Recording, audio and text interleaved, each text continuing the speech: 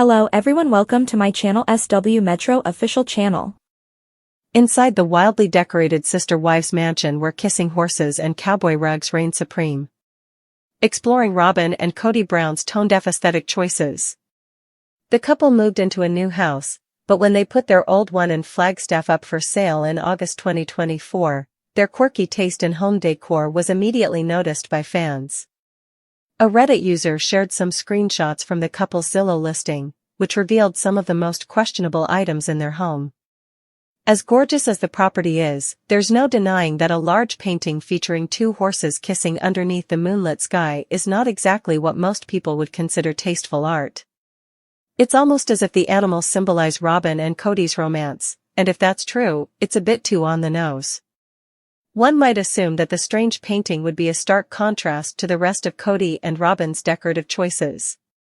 Nevertheless, the property as a whole lacked cohesive design elements, which was unfortunate. A good illustration of this is the cowboy-themed room that Robyn and Kody have, complete with a native bow and arrow on the wall and a Walmart rug with an enormous Lone Star print.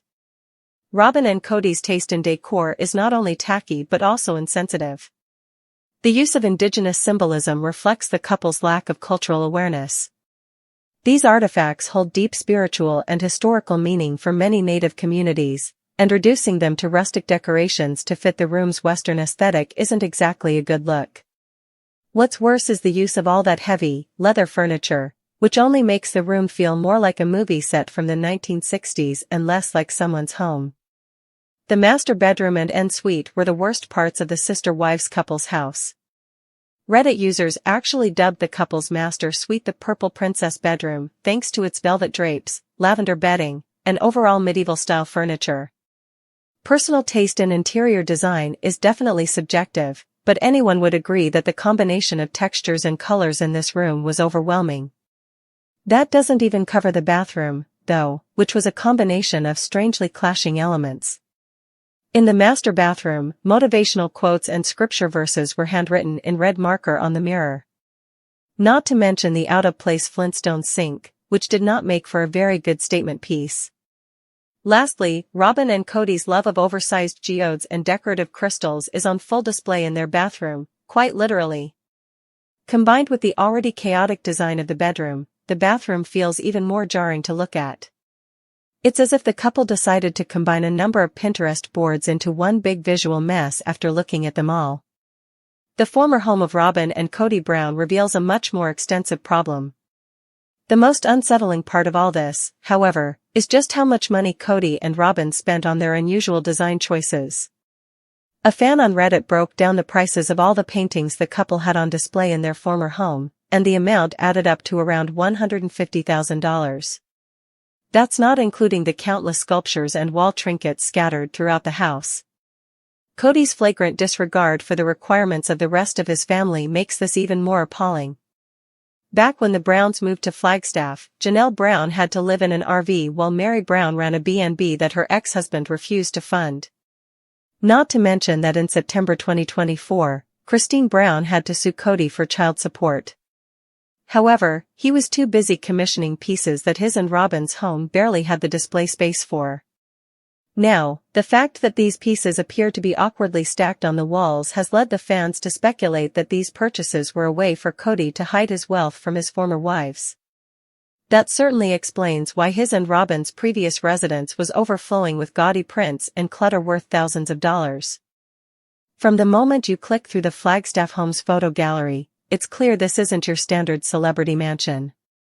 The residence itself is objectively impressive, spacious, well-lit, and nestled in a scenic Arizona landscape. However, once inside, the beauty of the architecture is quickly overshadowed by overbearing decor choices that look like they were assembled from a chaotic flea market, a dusty Wild West museum, and an overactive Pinterest board from 2012. The most talked about centerpiece of the home is a massive painting of two horses kissing under a moonlit sky. It's hard to overstate just how absurdly sentimental, and frankly bizarre, this artwork comes off. Whether it was meant to symbolize Kody and Robyn's love or simply their obsession with horses, the image made viewers cringe. It's like Twilight fan art meets ranch life, one Reddit commenter said, echoing the sentiment of many others who questioned the taste and message behind such a literal and syrupy artistic display. The symbolism wasn't subtle. If this painting was meant to represent Cody and Robyn's undying love, it certainly didn't evoke the romantic awe they might have hoped. Instead, fans laughed, not because it was endearing, but because it was absurd. Two horses kissing, bathed in moonlight, as a symbol of enduring romance. It was a metaphor so on the nose it felt like satire. The cowboy room, a tacky tribute to Western tropes. Beyond the kissing horses, fans found themselves shocked by the sheer commitment Cody and Robyn had made to cowboycore decor.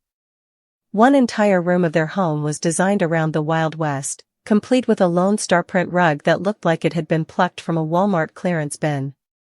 The heavy leather furniture, wall-mounted cowboy hats, and, most disturbingly, a decorative native bow and arrow hung as an aesthetic touch, only added to the kitschy feel. The inclusion of Native American artifacts as mere decor crossed the line from tacky to culturally insensitive. Fans were quick to point out how troubling it was that sacred indigenous symbols were reduced to rustic flair. In an era where cultural appropriation is widely understood and condemned, using indigenous items as wall art in a faux Western room shows a glaring lack of awareness, and a tone-deaf indifference to what those items actually represent. For many viewers, this wasn't just a case of bad taste, it was yet another example of Robyn and Cody's privileged blindness. While the room was likely intended to exude warmth and character, it instead ended up feeling like a theme park set or an outdated movie set. Worse, it reflected the couple's willingness to commodify cultures and aesthetics for the sake of a decorating trend. The master suite, where overindulgence meets clashing chaos. If the kissing horses and cowboy rugs weren't enough, things took an even stranger turn in Cody and Robyn's master bedroom and ensuite. Dubbed the Purple Princess Room by Reddit sleuths, the bedroom is a visual overload of velvet, lace, and lavender hues. Complete with dramatic drapery and medieval-style furniture, it looked more like a theatrical set from a low-budget Renaissance fair than a contemporary master suite. There was a jarring disconnect between the room's elements. Ornate wood-framed mirrors clashed with ultramodern light fixtures. The bedding, a lavender mess of conflicting textures, sat awkwardly on a bed frame that looked like it belonged in a castle-themed escape room. It was as if the couple had attempted to blend royalty with rustic charm and ended up with neither. Things only worsened in the bathroom. There, the mirror, already ornate and bulky, was covered in scripture verses and inspirational quotes written in red marker. Whether this was meant to be spiritual, motivational, or simply eccentric remains unclear. What is clear is how bizarre it looked to potential buyers browsing Zillow. Even more puzzling was the addition of a Flintstones-inspired stone sink, which seemed entirely out of place. It felt like Robyn and Cody had simply added every cool design idea they'd ever liked over the years into one room, without any thought about harmony or function. Oversized geodes and decorative crystals added to the visual overload. Crystals on their own might work in minimalist or bohemian aesthetics, but in this chaotic, overdesigned context, they just felt like more clutter. It was as though Robyn and Cody were trying to manifest some mystical serenity while ignoring the design disaster unfolding around them. The cost of chaos, a price tag that stings. Perhaps the most jaw-dropping detail of the entire Zillow scandal was the estimated cost of the couple's collection. According to a Reddit user who researched the items, Cody and Robyn had shelled out close to $150,000 on artwork alone. And that figure didn't include the many sculptures, wall hangings, and novelty decorations scattered throughout the home. What angered fans the most wasn't just the gaudiness of these choices, it was the hypocrisy behind them. When the Brown family relocated to Flagstaff years earlier, Janelle Brown was forced to live in an RV on the property due to financial strain, while Mary managed a bed and breakfast that Cody refused to invest in. Christine, too, struggled financially and later had to sue Cody for child support in 2024. While his ex-wives were navigating real struggles, Cody was busy buying oversized kissing horse portraits and $10,000 geodes. This imbalance struck fans as deeply unfair, and perhaps a symbol of how Cody prioritized Robyn's comfort and aesthetic preferences while neglecting the needs of his other wives and children. Was it all a cover-up? Fans speculate on financial motives. The bizarre decor didn't just raise questions about taste. It also sparked a flurry of speculation regarding Cody's finances. Several fans posited that the high-cost items, particularly the art and crystals, might have been a covert way to funnel or hide wealth. One Reddit thread theorized that Cody may have used lavish home decor as a way to convert liquid assets into untouchable interior items, possibly to avoid sharing with his ex-wives during legal proceedings. This theory gained traction especially after Christine sued Cody for child support, and after rumors circulated about Mary and Janelle being excluded from Coyote Pass profits. If these purchases were truly about protecting wealth, it adds a layer of manipulation to what already appears to be a gross misallocation of funds.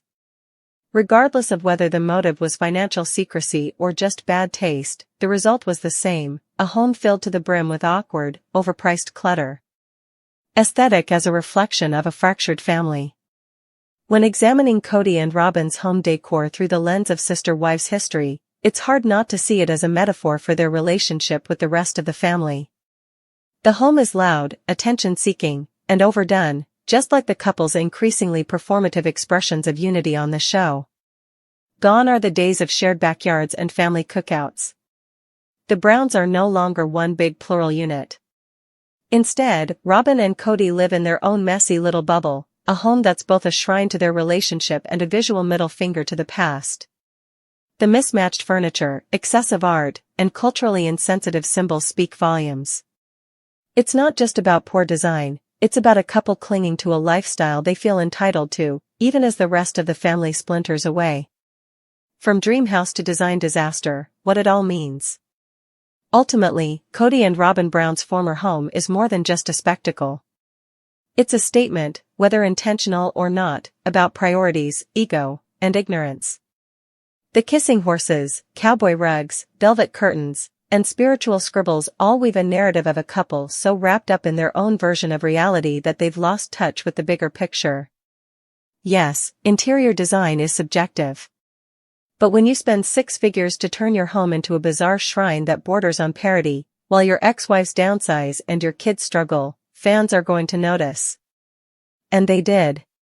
Loudly. For several seasons, Sister Wives Tell-Alls have offered emotionally charged moments, awkward glances, passive-aggressive commentary, and truths too painful for regular episodes.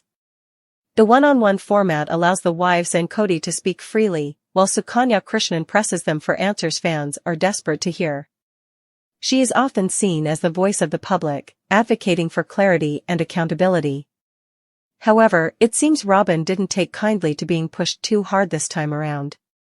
According to leaked insider reports and fan speculation based on body language from teasers, Robyn lashed out at Sukanya after she asked a direct question about favoritism, Cody's emotional unavailability to the other wives, and whether Robyn truly made any effort to blend the family rather than isolate Cody. Allegedly, Robyn became defensive, accusing Sukanya of twisting her words, and the interview spiraled into a sharp exchange filled with raised voices and tension so thick, producers had to cut the session short. Sukanya, reportedly stunned by Robyn's outburst, maintained her professionalism, but the footage is now being closely guarded until the episode airs, likely to generate maximum drama and ratings. What sparked the fight? Robyn's victim narrative faces public pushback. For many fans, this clash wasn't a surprise. Over the past few seasons, Robyn has increasingly leaned into a narrative that paints her as misunderstood, heartbroken over the family's collapse, and innocent of any wrongdoing. She's often in tears, claiming she didn't sign up for monogamy and that she wants the other wives to be happy. However, the tell-all format doesn't give her space to control the edit in the same way a regular episode might. Sukanya's job is to dig beneath the surface, and it seems she may have poked too deeply into Robyn's contradictions. Asking why Robyn never reached out to Janelle or Mary during pivotal moments, or why she didn't advocate for Christine more, Sukanya was likely reflecting the fans' collective frustration. Robyn's reaction, reportedly defensive and angry, may stem from years of built-up guilt, or the realization that her carefully constructed image is unraveling under public scrutiny. Janelle Brown, why her silence speaks louder than Robyn's rage. While Mary posted vague quotes about truth always coming out, and Christine, now completely detached from the chaos, posted laughing selfies with David Woolley, Janelle offered nothing. No reaction. No Instagram story. No cryptic quotes. Just silence. Why? Because for Janelle Brown, the war is over, and she's not interested in reopening old wounds. Janelle, unlike Robyn or even Mary, has always been rational and quietly independent. Her story